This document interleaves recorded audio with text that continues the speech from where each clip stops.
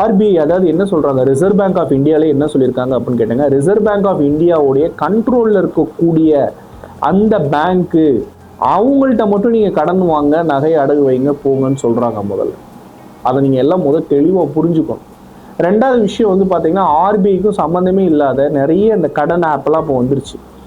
இந்த லோன் செயலியெல்லாம் சொல்லுவாங்க முதல்ல, அது பூரா வந்துருச்சு. அதில் வந்து பார்த்தீங்கன்னா கடனை வாங்கிட்டு கட்ட முடியாமல் கடைசியில் உங்கள் மொபைலில் இருக்கிறத பூரா அவன் சீட் பண்ணி உங்கள் ஃபோட்டோஸ் எல்லாம் மார்பிங் பண்ணி உங்கள் சொந்தக்காரவங்களுக்குலாம் அமுச்சு விட்டு அதை அசிங்கமாக்கி, இதெல்லாம் தேவையே கிடையாது. முதல்ல எல்லாமே படிச்சிருக்கோம். படிக்காதவங்களுக்கு நீங்கள் எடுத்து சொல்லுங்கள் முதல்ல எந்த ஒரு விஷயம்.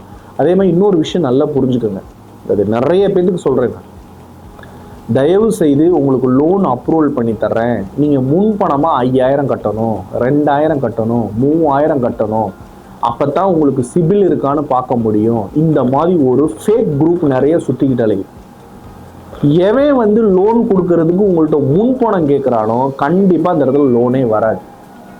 சிபில் செக் பண்ணுறது வந்து பார்த்தீங்கன்னா உங்கள் ஆதார், அது Aadhaar card, PAN card, Aadhaar card வச்சு உங்களுக்கு எவ்வளோ நீங்கள் ஏற்கனவே கடன் வாங்கியிருக்கீங்களா, கரெக்டாக கட்டியிருக்கீங்களா, என்ன ஏதுன்றதை பார்த்துட்டு தான் உங்களுக்கு சிபில் எவ்வளோ இருக்குன்றதை பார்த்துட்டு தான் அப்ரூவல் பண்ணுவாங்க. அதை பார்க்குறதுக்கே ஒரு 2000 கொடு, 3000 கொடுங்க, அதை வச்சு உங்களுக்கு நான் லோன் போட்டு கொடுத்துட்றேன், உங்களுக்கு 5 லட்ச ரூபாய் எலிஜிபிலிட்டி இருக்குது, நான் பண்ணி கொடுத்துறேன், இதெல்லாமே பொய்.